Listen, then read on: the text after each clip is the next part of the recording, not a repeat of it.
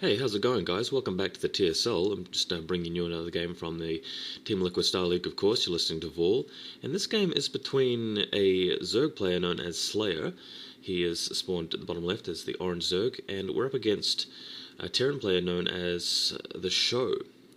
I'm not familiar with either of these players, but the reason I'm commenting on this game in particular is that there was recently a competition for top replays which was submitted, and this got number one out of a number of them, and the 10 top replays are posted on the Team Liquid site.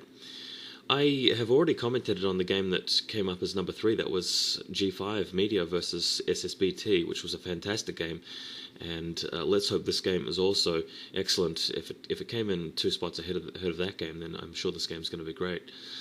The Slayer now putting down his first hatchery before going for a pull, so he's not going to go for any kind of rush.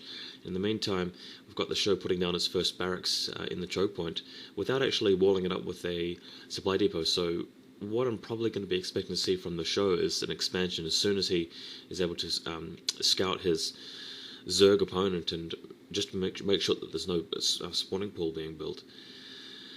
That usually happens once we get the scout out. Sometimes Terran players are a little bit audacious and just go for the command center anyway, but they're really leaving themselves wide open to a rush by 6 Zerglings, so we'll see what happens here. I think maybe as soon as he spots that hatchery, that's when the command center will go down. And now we've got the late spawning pool, so as soon as he realizes he's not being rushed, he'll feel safe about putting that command center in. So yeah, he spotted the hatchery now, so looks like we'll be seeing a quick expansion by the Show. This map tends to favor Zerg a little bit. I think that's really only at pro level. I mean, I actually really like this map. I think it's fairly balanced. It's quite easy to cheese on, but the other thing which I think makes it useful for Zerg when facing Terran, for example, is that the cliff right next to your natural expansion has, and there's the Show's expansion there as predicted. The cliff right next to that natural expansion is really easy to fly mutalisks over, and when they are out of sight range, the turrets won't shoot at them, so they can actually get in close, and it's only at the last minute that the turrets can fire at them, and it makes it very easy for them to shoot. We've got 6 Zerglings popping out now for Slayer, and I think he realizes that he has an opportunity to actually put some pressure on that expansion, so we'll probably see him moving out with a number of Zerglings.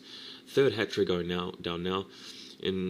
Instead of actually taking out that scout SCV in his space, is going straight for the command center. I think that's what he needs to do. He can come back with some Zerglings later. But look, I actually spot about 8 Zerglings there, which is interesting. He's got another one on the way. This is a really interesting from Slayer, because usually you only go for 6. Like, he's actually committing some larvae to getting more Zerglings than usual. And let's see if he can do some damage.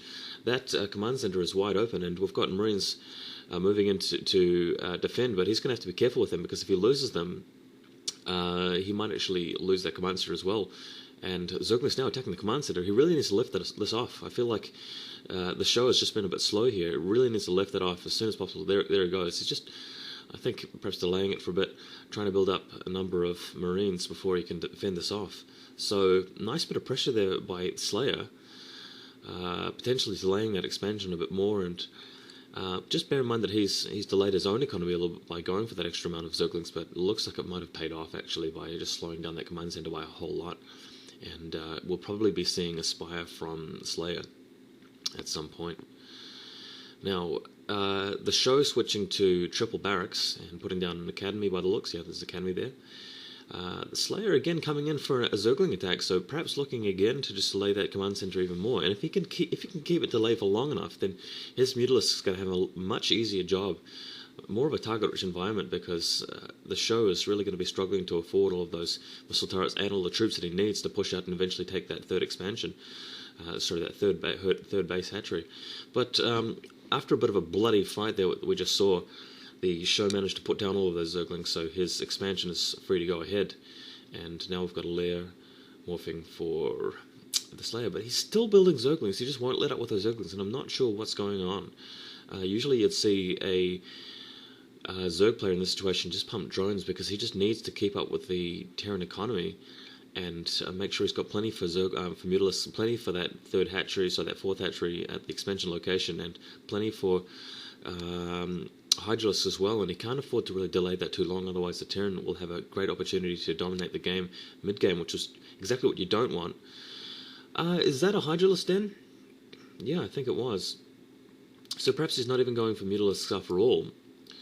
We'll have to take another look at that building a bit later, because just not too sure. Alright, still hasn't repaired that command center. I'm not sure what to say about that. I mean, it's not in the red, so it's not going to burn down. Yeah, hey, that was actually a Queen's Nest and a Spire at the same time, so we could actually be going for a really quick hive here. This is actually a bit of a bizarre build by Slayer, so very different to what I thought. Maybe this sort of works a little bit better with a Zergling Harass, just going for that hive and just making sure that the Terran player is not going to push straight for his main. But we've actually got TheShow building a lot of Marines, and he's got Firebass, he's got Medics, and I think I just saw a stim there. I'm not sure if there was any need for that stim apart from just moving across the map quickly, because there were definitely no enemies. Maybe he suspected there were Zerglings there or something, I don't know. But now moving out through the top of the map, and Slayer realizes this and putting down a couple of creep colonies, which he needs to do. Now moving towards a hive, and if we look at that egg there, he's actually building a queen. So, very bizarre play by Slayer, very interesting. I'm quite intrigued as to why he's building that queen. We'll find out before long, but it's very unusual for a Zerg player to go for that. And now putting up a missile turret, upgrading +1 weapons. The Terran army is nearly ready to attack at the natural expansion. We've got 3 sunken colonies would have gone down by now. So let's see if these guys can do any damage. I'd be pushing in as soon as possible. He seems to be delaying a bit. Yeah, a little bit of a micro area there, just getting knocked out. Yeah, come on, time to move in. Go, go, go, go, go, go. Yeah, he's attacking now. Oh my god, did you see that? The Queen actually, we didn't see it, the Queen had actually left the base and actually infested that command center. Oh my god, that was amazing. I'm sorry I actually missed that on the screen, but because the show didn't actually bother repairing this command center, the Slayer has actually come in and actually infested it with a Queen. That's fantastic. Oh my god, that's actually a huge blow to the Terran economy. He's going to have to rebuild that entire command center, a whole 400 minerals down the drain, just because he was too stingy to repair. And Slayer now taking out the troops in his own base that have made through. A bit of a pitiful attack there. An infested command center, so that's actually fantastic. We really rarely see in a game of StarCraft an infested command center, so that's really quite cool. I'm starting to see why this game has actually made it to #1 of the weekly top replays. But will he do anything with that infested command center? That's the next question. And who's in control of this game? I'm actually not too sure, because the Zerg player is just doing something so unorthodox. It's really difficult to follow. You've got a few mutalisks. He's just not harassing, except he kind of is harassing because he's invested that command center, and we're actually seeing some infested Terrans being built. So that's actually another fantastic little thing to celebrate. How often do you see infested Terrans in a game of StarCraft? I cannot remember the last time. In fact, I'm not even sure if I've ever seen an infested Terran used to any significant purpose in a serious game of StarCraft. Maybe I just haven't been playing that long. I guess I've been, I've been playing seriously for about a year, and in that time I have not seen an infested Terran do any damage to a Terran player. But maybe this will be, it's the first time for everything, maybe this will be it. But absolutely amazing. I can't believe he's actually got that command center and he's actually building infested Terrans from it. Their suicide damage is 500, but they've only got 60 hit points, so that's one of the reasons why they are not very good, because if they run into any hostile troops at all, then they're going to die before they have a chance to blow up. But if they can blow up, they do huge splash damage. 500 damage is pretty impressive, and potentially infested Terrans could be great. And looks like we've seen restoration there, and the reason for that is because the Queen had actually shot a parasite at one of those SCVs. Maybe he wants to see, if there are any troops in the vicinity before sending in some infested Terrans. So that here they go. Come on, infested Terrans, let's go. Command center's wide open. Bang, bang again.